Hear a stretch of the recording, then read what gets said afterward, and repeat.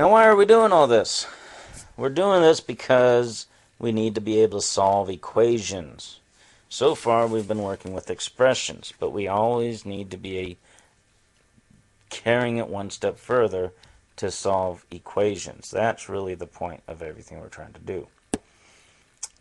A standard quadratic expression is ax squared plus bx plus c. A standard quadratic equation is ax squared plus bx plus c equals 0. Equations equal something.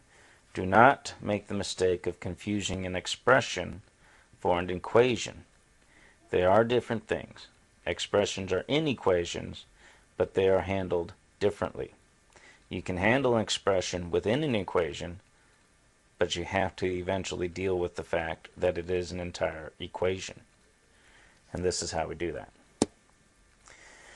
First question to ask is, why does the standard form of a quadratic equation equal 0? Notice I have my little screaming surprised look face, but it equals 0. Alright, so why does it equal 0? Let's first answer this question.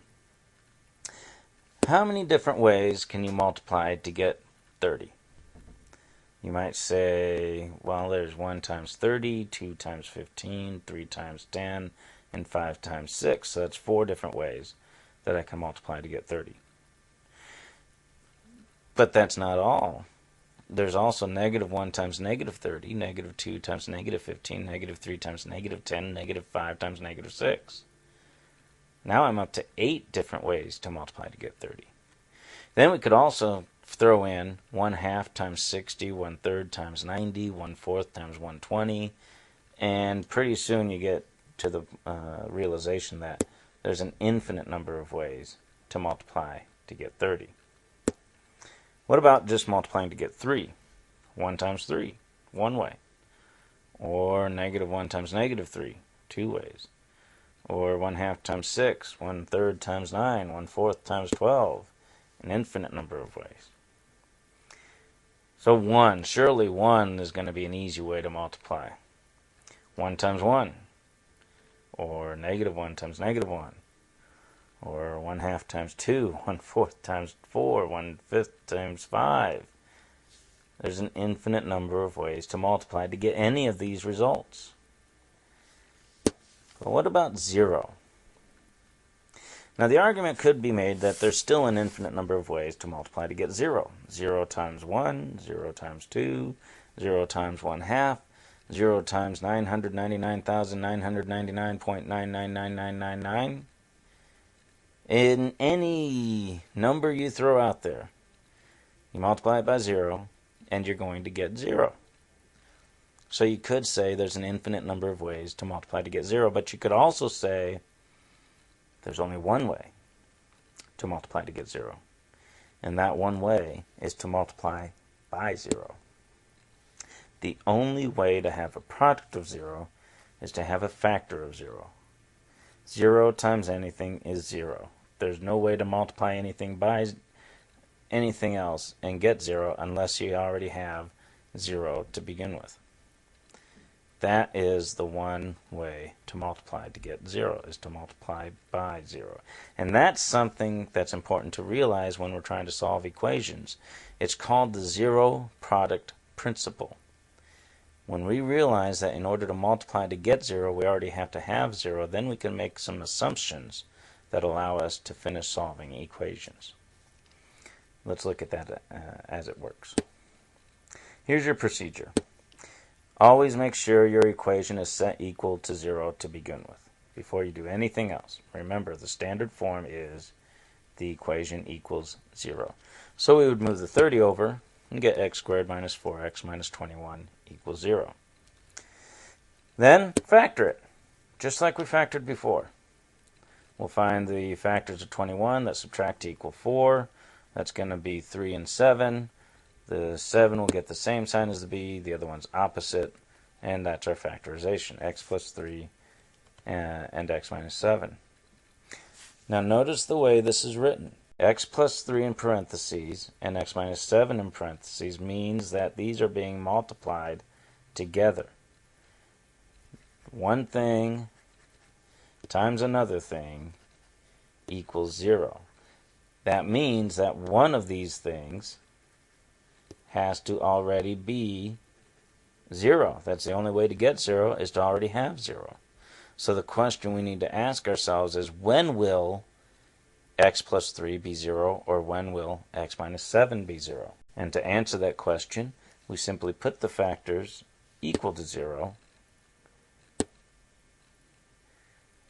and then solve the two new equations. And these equations are quick and easy to solve. X plus 3 equals 0, so x equals negative 3. X minus 7 equals 0, so x equals 7. So x equals negative 3 or 7. And we can check that by plugging those into our original equation. We always want to check at the original equation, because if we made a mistake somewhere along the way and we plug in after that mistake, then it's going to come out working just fine. But if we plug in all the way back at the original, then we'll be able to catch mistakes anywhere along the way. Excuse me. So that's our procedure. Let's see how it works with this.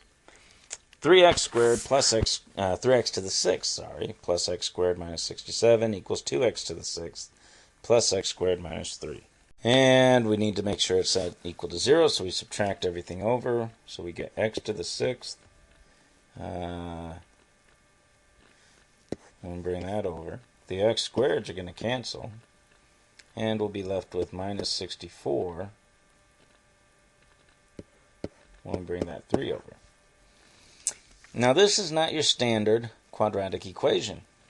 This goes back to our specials. We have a difference of cubes and a difference of squares here, and from what we've done before, we know that we should do it as a difference of squares first. So that gives us an x cubed minus 8 and an x cubed plus 8 equals 0. Now we have two difference of sum of cubes and a difference of cubes. So we factor those. X minus 2 for the first factor of that one. X plus 2 for the first factor of the other one. Then the second factors, we square the first one, square the second one, multiply them together in the middle, and the sign is opposite positive. Square the first one, square the second one, multiply them together in the middle, the sign is opposite positive, equals 0. Now the x minus 2 equals 0 is solvable. The x plus 2 equals 0 is solvable. These are not factorable. We're not going to be able to solve those, so we don't need to worry about them right now. This is supposed to be squared. We just solve what we can. X equals 2 and x equals negative 2. Our original equation says we should have 6 solutions. We have x equals negative 2 or 2. We could also write it as x equals plus or minus 2. That is acceptable. But that's only 2 solutions. Where are the other 4? Right here. There's 2 solutions in here and 2 solutions in here that we can't get to right now because we don't know how to do that. But we will by the end of the semester. So that's factoring. Factoring with an a, factoring without an a, and then solving equations by factoring. Look forward to seeing you at the next video.